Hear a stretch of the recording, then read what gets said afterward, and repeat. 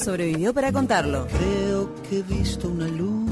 Al otro lado del río, desde Argentina, Hernán Casiari. Nos vamos a Buenos Aires a las 11:03. ¿Cómo te va, Hernán? Buen día. Buenos días, ¿cómo va eso? Muy bien, se te escucha perfecto. Contanos, Hernán, cómo viviste lo sucedido en Barcelona el jueves pasado, vos que sos un poco de allá también. Qué raro, sí. Yo sabés que no sabía que era tan de allá como cuando pasa algo de ese estilo. Me lo contó mi hija Nina es catalana y vive allá, y estábamos charlando por WhatsApp de otras cosas cuando me empezó a contar que empezaban a decir en los noticieros locales que había habido un atropello masivo en las Ramblas, y después empezamos a ver imágenes desde Argentina y me dio esa congoja rara de cuando le hacen daño a casas que fueron tuyas, esa cosa que no es del presente, sino es más del pasado, y sobre todo la sensación de que una ciudad tan alegre como Barcelona iba a cambiar su mirada para siempre, sobre todo esa sensación. Así que lo viví con mucha conmoción, sobre todo porque hay gente que quiero mucho que vive ahí. Claro, aparte, después de haber pasado tantos años viviendo en paz y con alegría en un lugar sin atentados terroristas, vos habrás pensado que a Barcelona no le iba a tocar nunca de repente, ¿no? O sea, y menos a esa zona tan turística y tan transitada como las Ramblas. No sé por qué siempre la sensación del terrorismo islámico en Europa siempre le escapa a las zonas cercanas al Mediterráneo. No sé por qué en la mirada tradicional siempre es más en la Europa más central, en Inglaterra o en Alemania, pero no pasa nunca en las zonas costeras de España o de Italia o de Grecia. Se la dieron a Niza el año pasado, que es costa mediterránea de Francia. Es verdad, es verdad. Pero siempre da esa sensación, ¿no? Capaz que es por nosotros mismos, latinoamericanos, que en un punto usamos la mirada turística como una mirada desapasionada del conflicto. También tiene que ver con eso. Pero es muy feo cuando ocurre, en mi caso personal, tan cerca de casa o tan cerca de los míos, ¿no? ¿Y qué sentimientos pudo transmitirte tu hija desde allá? Mi hija tiene, cada vez que viene a Buenos Aires, la sensación de que Latinoamérica es insegura, porque es una sensación que le da la televisión europea respecto a nosotros. Y también tiene la sensación de que caminar por Barcelona es como caminar por el patio de su casa, que nunca va a pasar nada. Eso se lo arrancaron de cuajo, esa sensación de seguridad de caminar por las Ramblas o por Plaza Cataluña o por los diferentes lugares, por el barrio de Gracia. Ahora va a tener esa misma sensación de intranquilidad que tiene cada vez que camina por mi barrio en Buenos Aires, que a mí siempre me da bronca que le pase eso. Digo, acá es seguro también, todos los lugares son seguros o inseguros, no tiene que ver con lo que te digan los diarios. Pero bueno, yo creo que ella tenía un pedacito del mundo que le parecía que nunca le iba a pasar nada, y ya creo que el mundo entero le causa una cierta extrañeza. Y me imagino que... Durísimo. Sí, salado. Me imagino que te habrán dado ganas de estar allá también, ¿no? Por momentos, para acompañar a esa gente que la estaba pasando mal, porque vos, aparte de tu hija, tendrás muchos amigos catalanes, ¿no? Sí, claro, sí, sin duda. Hay algo que tiene que ver con justamente con esas cercanías que a mí me choca un poco. El sentido de que cuando las cosas horribles le pasan a personas que son más parecidas a nosotros, nos causa como un dolor más grande o más ganas de estar cerca o de abrazar, y sin embargo que haya 13 o 15 muertos en una calle por terrorismo pasa todos los días en lugares que no nos resultan tan cercanos, y entonces no nos da la misma impresión, la misma sensación. Eso que me pasa humanamente, porque que tiene que ver con la condición humana, me da bastante bronca. Me da bronca que me pase. Me gustaría que no me ocurriera de esa forma, que me pasara lo mismo con todos. Sin embargo, porque somos mezquinos, supongo, me pasa solamente con la gente que se parece mucho a mí. Te cambio de tema, Hernán, y te llevo a cuestiones mucho más triviales, ¿no? Pero que tienen que ver con Barcelona. Porque con vos hablamos el martes pasado y la nueva derrota de tu cuadro fue el miércoles con Real Madrid, ¿no? Exactamente. ¿Qué me decís de esta crisis del Barça? Porque ahora sí que se profundizó. Habían perdido la primera final de locales, pero soñaban un poco ahí con el milagro en la revancha. Volvieron a perder. Y Real Madrid les ganó. Se lesionó Suárez también, ¿no? Se lesionó Suárez. Real Madrid les ganó cómodo, sin Cristiano Ronaldo.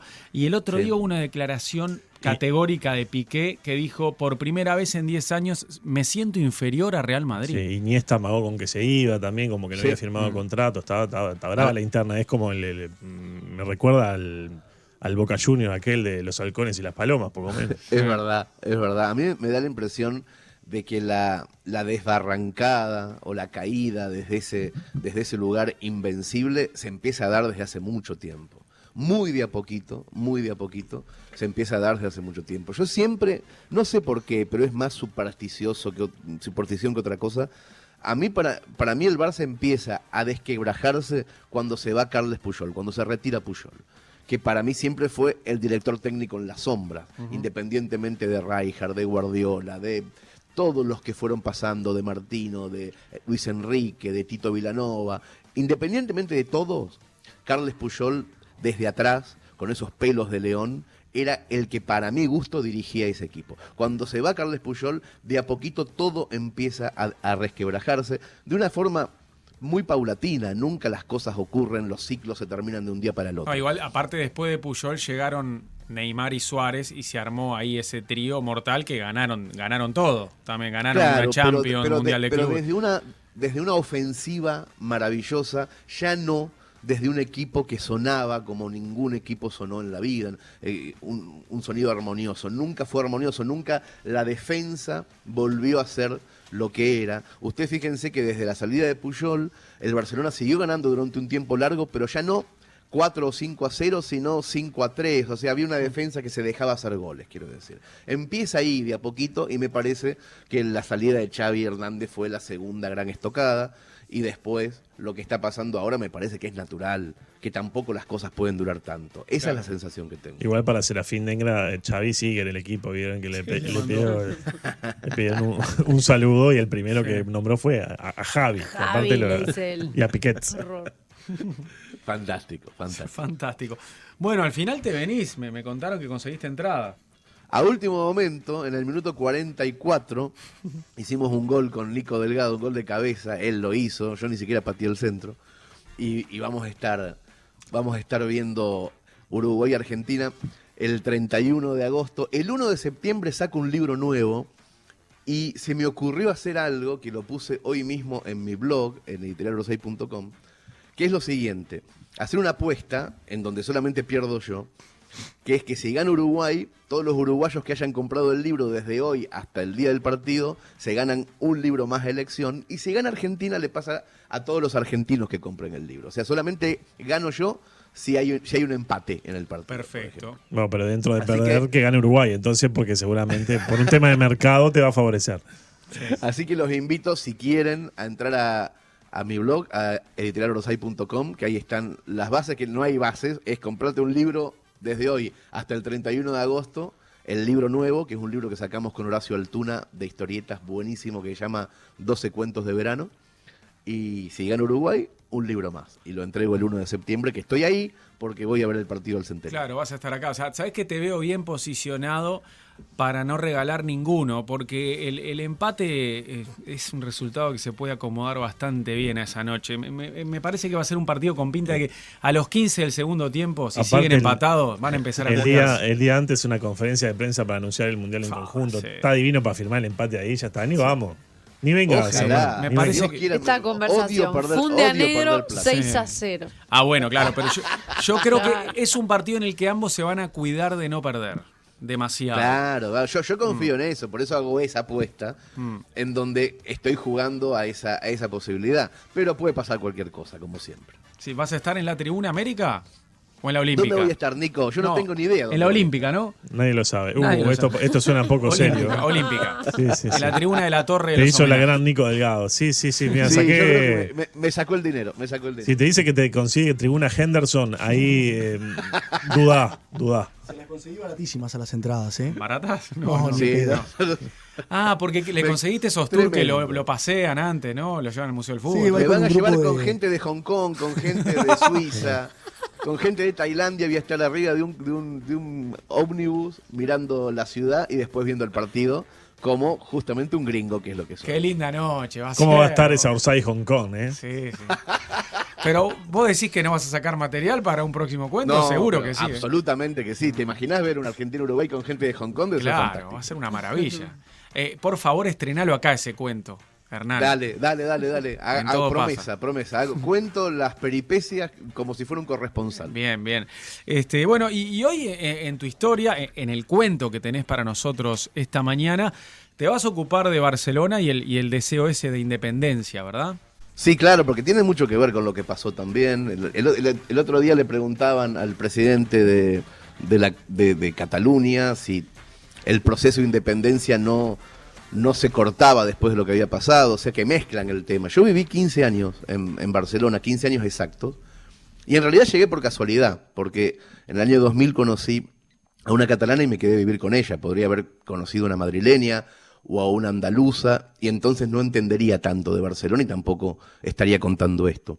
Porque en realidad tardé 15 años en entender a los catalanes y a sus asuntos de independencia y todo esto. Y no quiero decir que me convencieron, pero sí puedo confesar que cuando llegué en el 2000, su lucha por la independencia, por independizarse de España, a mí me da un poco de risa. Así como ahora el Barça es la excusa para que los extranjeros entendamos el conflicto catalán, porque Gerard Piqué habla del conflicto, etc. En los tiempos analógicos, hace 10, 20 años, los rioplatenses teníamos únicamente a Serrat como ancla de conocimiento geopolítico. Era la única razón por la que entendíamos algo. Yo la primera vez que escuché el idioma catalán fue cuando di vuelta un cassette de Serrat, en castellano, y empezó a sonar una canción que se llama Para, que quiere decir padre, una canción en catalán. Yo tenía 12 años y muy rápido apreté el botón de stop, porque pensé que la cinta estaba patinando y que la voz de Serrat había empezado a sonar al revés, como en esos discos de Kiss, cuando se escuchan marcha atrás que nombran a Lucifer. El catalán parece un castellano al revés. Es raro lo que nos pasa con todo lo catalán, porque convivimos con su cultura, porque al principio del siglo XX llegaron un montón de los barcos, pero no tenemos clara su huella. Por ejemplo, cuando decimos paté de foie, sabemos que viene del francés. Cuando decimos laburo, entendemos que atrás de esa palabra hay italianos. Pero cuando decimos capicúa, por ejemplo, no sabemos que eso significa cabeza y cola en catalán, ni que el nombre Maricel significa mar y cielo en catalán, ni que la manera nuestra de decir pijama, cambiando la J por el yeísmo, también es un legado de los catalanes. Es por eso que lo primero que yo pensé cuando llegué a Barcelona es que los catalanes eran snobs, que se querían diferenciar de los españoles, que se sospechaban privilegiados respecto al resto. Yo tenía la intuición de que su amor por la lengua catalana era como una sobreprotección, que cuidaban a su idioma como los padres cuidan a un nene débil que no se puede defender, que no lo dejaban al idioma vivir en paz, que no le abrían la puerta para que jugara con otras lenguas en la plaza. Yo creí, en esos primeros años que conviví con ellos, que un día se iban a dar cuenta, tarde y sin remedio, que de tanto cuidar la lengua se la habían mordido. Y siempre le explicaba a mi exmujer que a los chicos argentinos en la escuela nos enseñan a decir yo, tú, él, nosotros, vosotros, ellos durante 12 años y que después salimos a la calle y no decimos tú ni decimos vosotros nunca más. Le decía que se relajara con el tema del idioma y ella me decía, ¿pero qué dices? Lo vuestro es una jerga, no puedes comparar. Esas cosas me decía. En esas discusiones yo descubrí que no hay ofensa mayor para enojar a un catalán que llamar dialecto a su idioma, que llamar folclore a su hábito o que decirle dulce de leche tonto a su crema catalana. Y fue entonces que España entera, con Cataluña incluida, me empezó a dar risa y me empezó a dar muchas ganas de hacerle burla. Hacer burla en Argentina se dice sacar la lengua. ¿Cómo es posible que una extensión geográfica no muy grande, como España, más o menos del tamaño de Buenos Aires, se tomara en serio la esquizofrenia de tantos idiomas, de tantas culturas? Eso pensaba yo. Era como si de repente los nacidos en Mar del Plata quisieran hablar en marplatense, o como si los de Bahía Blanca pretendieran participar del próximo Mundial de Fútbol con bandera propia. No tenía sentido. En medio de todas las risas que me provocaba el conflicto catalán, pasó algo. Nació mi hija Nina. y empecé a hacer lo posible para que no fuera ni catalana ni española, para que fuera argentina. Yo tenía en contra todo el contexto, sus dos abuelos maternos catalanes, su mamá catalana, el sistema educativo catalán, la televisión vespertina catalana, pero igual me creí fuerte. Puse todos los relojes de mi casa con un retraso de 5 horas, le inoculé Charly García y dulce de leche, le enseñé que los lunes se podía faltar a la escuela si el domingo jugaba Racing, y ella entendió todo. Mi hija sabe decir yo, vos, él, nosotros, ustedes, ellos. Y no dice ellos, dice ellos. Sabe decir lluvia, sabe conversar en abstracto, le gustan los alfajores triples, le gusta la pascualina. Mi hija es muy de acá, pero cuando llegan los 11 de septiembre, mi hija se manifiesta en las calles de Barcelona por la independencia y sabe muy bien por qué se manifiesta. Y en verano conversa en voz baja con su mamá sobre lo que le pasaba a su abuela en los tiempos de Franco. Y sobre todo esto es lo más importante, cuando mi hija habla dormida, usa su lengua materna, el catalán. Y entonces de repente pasó algo, me dejé de reír, ya no me burlé de ellos. Me empezó a provocar orgullo que mi hija tenga una patria que defender, porque yo también tengo una, sin importar dónde viva. Lo repito ahora y no me lo creo, yo viví 15 años en un país que no era el mío, y no hubo ni un día en esos 15 años en que yo no pensara qué hora será en Buenos Aires. Cuando me fui a vivir a ese lugar, yo pensé que me estaba yendo a España, pero ahora sé que viví en un sitio que tiene otro nombre. Yo no lo supe cuando me lo explicaron los catalanes, no lo supe cuando me quisieron mostrar mapas y explicarme el conflicto geopolítico. Lo supe cuando empecé a sentir amor por esa palabra. Ahora fantaseo con que mi hija, que nació en la Clínica del Pilar, donde nace media Barcelona, tenga un día el nombre completo de esa patria en el documento de identidad. Mi hija es catalana tanto como yo soy argentino. Mis defectos son los míos y quiero vivir con ellos. Fue un error creer que la canción Para de Serrat era un cassette trabado en el Walkman, una cinta al revés, y me encanta ese error. Yo nunca hubiera sospechado esa tarde de mis 12 años que un día iba a tener una hija de la misma edad y que ella, al nombrarme frente a sus amigas, me llamaría el meu pare, mi papá. Cuando Nina me dice así, el meu pare, yo me convierto en una canción de cuna que ella me canta al revés y que me deja dormir tranquilo.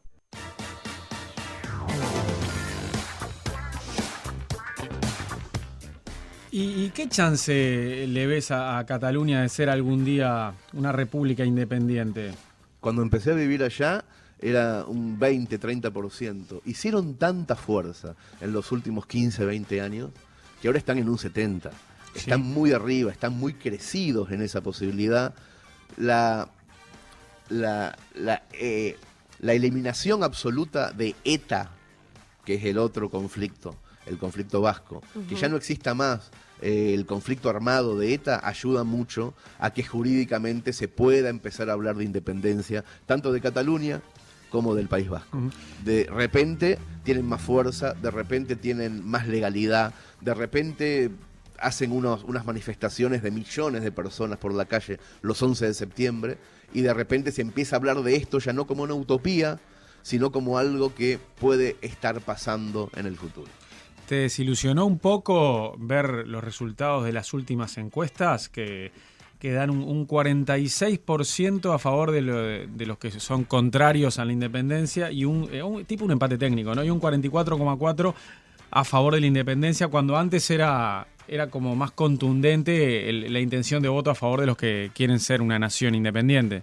Antes no es que fuera más contundente, sino que había la sensación de mayoría porque no dejaban plebiscitar. Claro. Entonces daba una sensación de que todo el mundo lo era, porque el que no lo era se quedaba muy calladito. En España, dentro de lo que es Cataluña, el que es antiindependentista no lo dice en voz alta. En cambio, el independentista es un loco de la guerra que lo va diciendo. Y daba la sensación de que eran muchos. En realidad, a mí me parece que el hecho de que se puedan hacer encuestas y plebiscitos hace que ya de por sí tengan más entidad la posibilidad de que esto ocurra. Lo manifiestan mucho incluso también con las balconeras, ¿no? Sí, claro. Que lo hacen visible.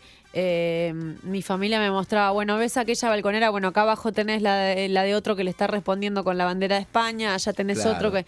Hay como un diálogo constante ahí entre los balcones de las casas. Es tremendo eso, y también es divertidísimo cuando se juega la final de la Copa del Rey, que casi siempre es el equipo catalán mayoritario, que es el Barcelona, con alguno de los equipos mayoritarios vascos. Casi siempre la final de la Copa del Rey se juega en el estadio de Santiago Bernabéu de Madrid, entre los vascos y los catalanes, y siempre va el rey y siempre se toca el himno. Se pelean a ver quién lo silba más, ¿no? Se silba el himno de una manera tan maravillosa porque ninguno de los dos equipos quiere que ese himno los represente. Es muy interesante respecto a geopolítico, cómo funciona España. No se quieren en absoluto y intentan los madrileños de que todo sea uno, porque justamente las dos regiones que menos españoles quieren ser son las más ricas y las que más pagan impuestos. Claro, sabés que yo el año pasado... Las que tienen mejores jugadores en el caso de Barcelona. Además, claro. El año pasado pude vivir ahí una final de la Copa del Rey, se jugó en Madrid, en el Vicente Calderón, y se enfrentaron Barcelona y Sevilla, y cuando entonaron el himno español era medio estadio silbándolo y medio estadio sacando banderas de España. Sí, claro, porque los hinchas andaluces son tremendamente españolistas. Y es más, empezaron a cantar que viva España los de Sevilla, que aparte tienen una hinchada potente. Claro, el problema del himno que no tiene letra, pues si no sería cantar el himno. Claro. Y cantaron el que viva España, cuando terminó el himno cantaron eso, pero aparte extendieron banderas españolas en medio estadio, y después los del Barça silbaban. El 1 de octubre tienen referéndum allá, ¿no? El 1 de octubre hay un referéndum que no está absolutamente homologado, pero que la Generalitat de Cataluña va a hacer, si pase lo que pase. Llegaron varios mensajes de gente emocionada que tiene hijos en España. Yo pensaba que era un lindo cuento el tuyo sobre la identidad, que puede ir mucho más allá de la geografía, digamos, ¿no? De aceptar la identidad de un hijo en todos los terrenos posibles. Es alucinante cómo eso funciona. A mí siempre me cuesta darme cuenta de que la lengua materna de mi hija no es mi lengua. Pero me costó mucho, pero cuando lo entendí, me parece que me enriquece muchísimo a mí poder comprenderla también. Y es de verdad muy interesante. Qué lindo detalle ese de que sueñe en esa lengua. Es como cuando dicen que sabes un idioma de verdad cuando soñás en ese otro idioma. Claro, y sabés que ese es el tuyo de verdad. O sea, en el sueño no hay careteo. Sabes que mi mujer, que se llama Mariana, es lingüista y generalmente es muy crítica con los contenidos del programa, pero en esta ocasión, mandó un montón de elogios para tu cuento que no voy a reproducir porque soy muy celoso, y dice, esto no me pasa nunca que alguien hable de lenguaje tan seriamente, así que bueno, te llevaste una felicitación de Mariana, muchas gracias. Que es muy exigente. Sí, también tuvo... palabras muy halagüeñas para César, pero ahí sí que ni loco. No, nunca lo digas, nunca lo digas. No, jamás. La seguimos la semana que viene, Hernán. Un abrazo. Y en directo, voy a estar por ahí. Es verdad, estás por acá con nosotros. Chau. Abrazo grande. Chau, chicos. Sobrevivió para contarlo. Creo que he visto una luz Al otro lado del río. Desde Argentina, Hernán Casiari.